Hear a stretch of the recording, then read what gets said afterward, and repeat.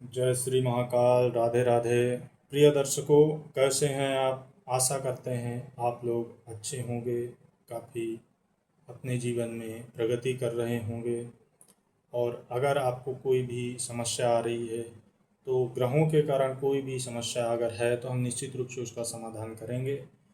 तो प्रिय दर्शकों, आज हम मकर लग्न की कुंडली के बारे में चर्चा करेंगे कि मकर लग्न की कुंडली के लिए कौन से ग्रह शुभ फल देने वाले होते हैं और कौन से रत्न धारण कर सकते हैं आप लोग। तो देखिए, अगर कुंडली के सबसे ऊपर 10 नंबर लिखा है तो आपकी मकर लग्न की कुंडली बनेगी। और जिसकी भी मकर लग्न की कुंडली होती है सामान्यतः सांवले रंग के हो सकते हैं और ये दुबले पतले लंबे होते हैं। और दूसरा, मकर लग्न की कुंडली के लिए पंचम भाव का स्वामी ग्रह शुक्र ग्रह बन रहा है और नवम भाव का स्वामी ग्रह बुध बन रहा है। तो इसको हमेशा त्रिकोण कहते हैं। कुंडली कोई भी हो, त्रिकोण हमेशा शुभ होता है। त्रिकोण का मतलब लग्नेश, पंचमेश और भाग्येश। लग्न से हम व्यक्ति के स्वयं का विचार करते हैं, यानी उसका जो व्यक्तित्व है, उसकी जो हेल्थ हाइट है, उसकी जो पर्सनालिटी है। क्योंकि अगर लग्न मजबूत होगा तो आपका पर्सनालिटी डेवलपमेंट हो जाएगा, क्योंकि व्यक्ति को उसकी पर्सनालिटी से ही पहचाना जाता है, उसके व्यक्तित्व से ही पहचानते हैं। और समाज में जो भी मान और सम्मान मिलता है वो लग्न से ही मिलता है। इसलिए दोस्तों, हमेशा लग्न को मजबूत करने का प्रयास करना चाहिए।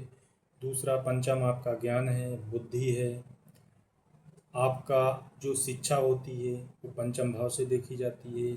आपके पुत्र का विचार और आपके पूर्व जन्म का विचार भी पंचम भाव से किया जाता है। और नवम यानी भाग्य भाव से आपके धर्म का विचार, पिता का विचार कि यानी पिता कितना सहयोग देंगे, क्योंकि पिता के नाम से ही पुत्र का भी नाम होता है। और साथ में यहाँ से धर्म का भी विचार करते हैं।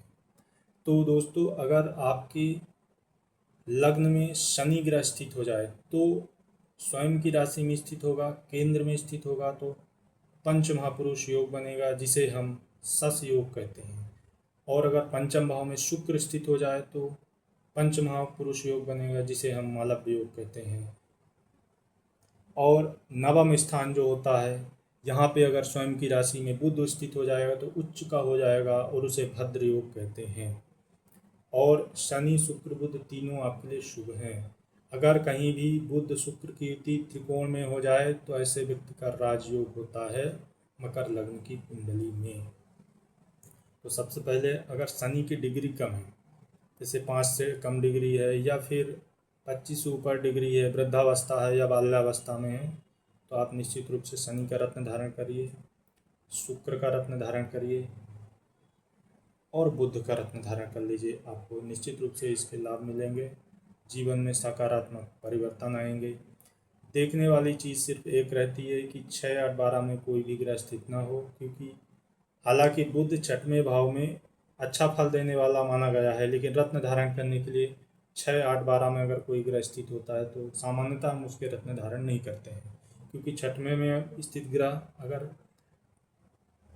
कोई भी स्थित हो जाता है, उसके रत्न धारण करें या बल दे देते हैं तो हमें बीमारी बढ़ जाएगी, खर्चे बढ़ जाएंगे, कर्जा बढ़ जाएगा, शत्रु बढ़ जाएंगे। अष्टम भाव में बैठेगा तो अचानक कोई न कोई दुर्घटना करवा सकता है। 12 में ग्रह उसमें स्थित हो जाएगा तो अनावश्यक रूप से खर्चा हो जाएगा, अनचाहा खर्चा जिसको हम चाहते भी नहीं। इसलिए 12वें भाव हाउस में शुक्र ग्रह को अच्छा माना गया है, क्योंकि अगर शुक्र रहेगा तो लग्जरी में, अच्छे कार्यों में खर्चा कराएगा, खान पान में, कपड़े खरीदने में, गाड़ी वाहन खरीदने में, जो कि अच्छा है। बाकी ग्रह अनावश्यक रूप से खर्चा करा देते हैं, इसलिए 12वें हाउस में शुक्र ग्रह को अच्छा माना गया है। तो प्रिय दर्शकों, आपको अपनी कुंडली से संबंधित, ज्योतिष से संबंधित कोई भी प्रश्न है तो आप हमें कमेंट बॉक्स में कमेंट कर सकते हैं। और वीडियो अच्छा लगे तो लाइक करिए, चैनल को सब्सक्राइब करिए, जिससे आपको आने वाले वीडियो मिलते रहें। जब तक के लिए जय श्री महाकाल। राधे राधे।